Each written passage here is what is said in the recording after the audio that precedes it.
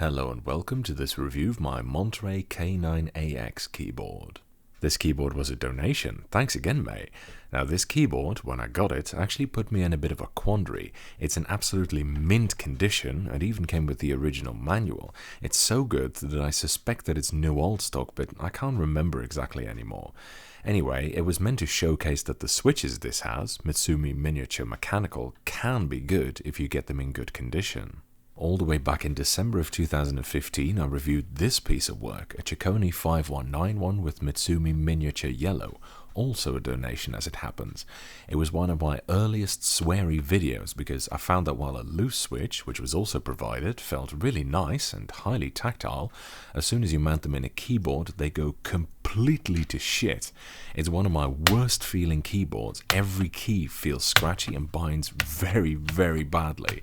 I ended up giving it the second place in my worst ever keyboard switches video, which is really saying something. Truly, this keyboard is a towering titan in the world of unredeemable ass. Now, admittedly, that video is over 2 years old now, and I would probably rank them slightly differently at the moment, but when I first got this keyboard and typed on a few keys, it seemed a lot better than I remembered these switches to be. Of course, this could be due to differences in condition, but I noticed at the time that the Ciccone was fairly clean, so what could be going on here? Now, of course, I'm just a human being. I say stuff that's wrong from time to time, and, you know, my opinions change over time too. Some old videos of mine I can't even watch, they make me cringe. One of the reasons why I do Redux videos every once in a while. However, once I actually started using this keyboard, I realized that I was probably right in the first place in this instance, because these switches, even in this condition, are pretty damn awful. The thing is, when you just go la la la la on the keyboard for shits and giggles, you operate it in a very different way from how you would if you were using it naturally. But when you're actually using it, you strike the keys off-center, at an angle, etc. It's genuinely a different way of pressing the keys, which is why I always test my keyboards for at least a week when doing a review. And when you do use it naturally for a week, like I did, you'll eventually come to the realization that no, they are not good switches, they are terrible. But it took me a while to realize what was really going on. As mentioned before, in the original review I commented that the board felt scratchy and every single key binds, even though it appeared to be in pretty good condition. Now, admittedly, this one doesn't bind like the Ciccone does, so there's definitely some condition influence going on, but it still feels really scratchy even when mint. So, what could be happening here? Well, this is the real mind blower. It isn't actually scratchy, it just feels like it. Here, I'll show you what happens when I press some keys. Listen to the sound it makes.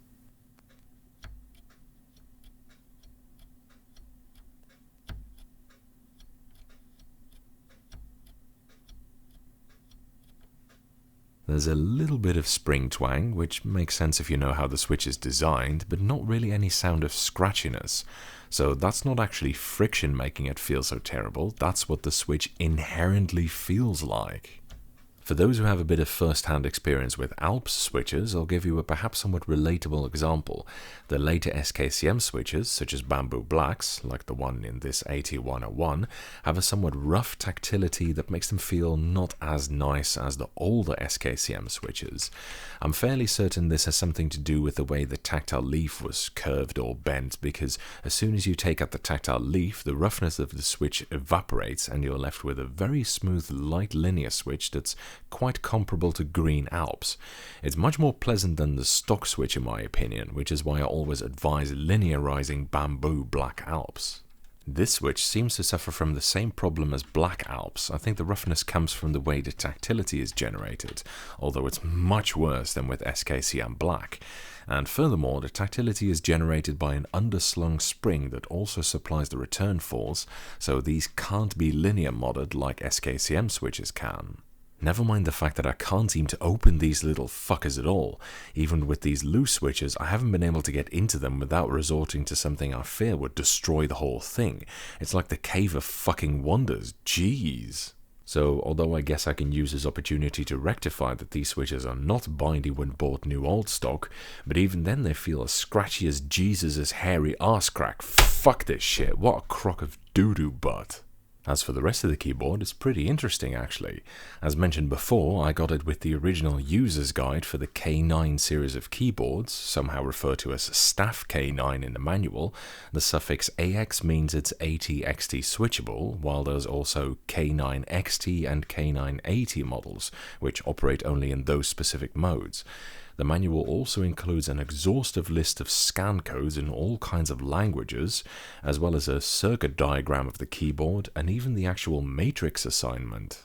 It comes with a DEC LK201 layout, in German by the way, for those who are wondering why the Z and Y keys appear to be swapped around, and the buttons say different things than they do on a real LK201, but the physical key layout is the same.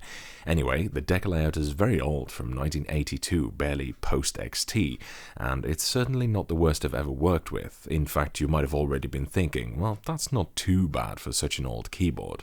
It's got a whole bunch of F keys at the top, XT keyboards had them on the left, a numpad, and even a nav cluster with an inverse T-nav, which the LK201 helped popularize, by the way. Before that, it was kind of a free-for-all of cross navs, block navs, and line navs, one even more terrible than the other. It's got the same fat arrow keys that the LK201 had too, by the way.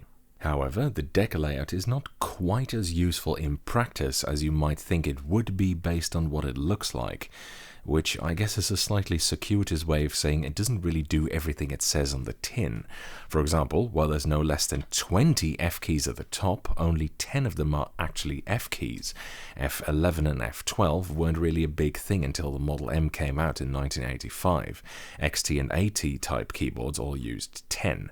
The other F keys do various things. With Control, F11 locks the keyboard. This one is supposed to change the speed of the Typematic, and these two keys output Control plus 4 and 6 respectively.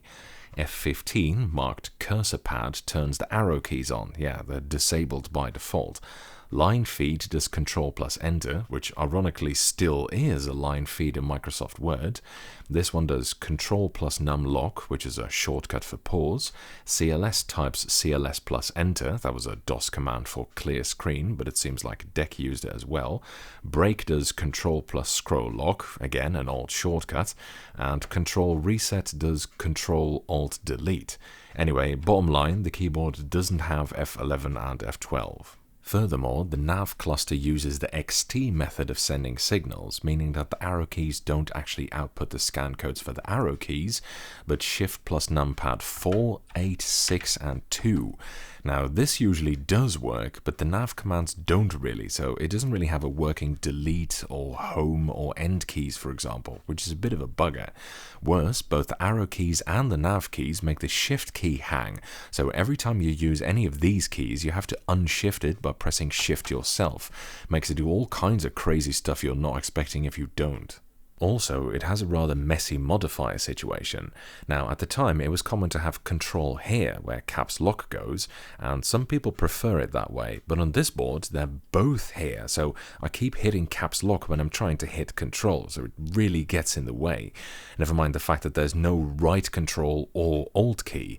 It does have a 9-unit spacebar though. I mean, not exactly 37.5 units long, so far from a record breaker, but still pretty long.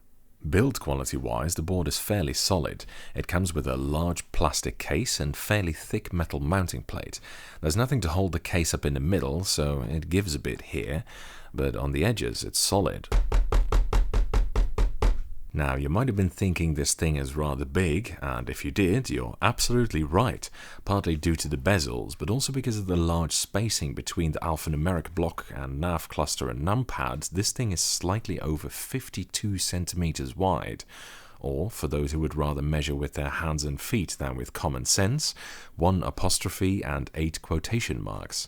So it's basically the size of a battlecruiser with as few buttons as a very old full-size. The weight is also quite respectable, 1.6 kilos, or for those who are several centuries behind on the development of measuring units, 3.53.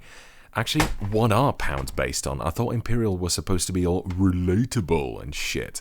And why the fuck are they abbreviated LB when neither the L nor B is in the word pound?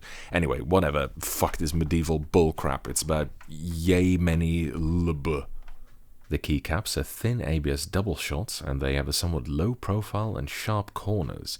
The inside makes them look like Tai-Hao caps, but I don't think they are, to be honest. I've seen these caps on other Montereys and some other keyboards as well. I think they might have been made by Giaconi, but I'm not 100% sure. Regardless, they're fully MX compatible, which is pretty awesome because those fat arrow keys are dope. At the top is a plastic strip for writing F key shortcuts on. You'll notice they only reach to F10 because, as I mentioned, only those output actual F key scan codes. Strips like this were not all that uncommon. A keyboard well known for using it too was the Focus FK 2001, which came out a few years later. It still has the protective cover over it too, but it's become rather rigid and it doesn't seem possible to take it off in one piece, so I'll just leave it on. At the back you can see the flip-out feet, which snap very affirmingly in place, and two cable retainers at the top too. On this end it's held together with screws, but at the bottom there's a bunch of plastic clips, which I hate.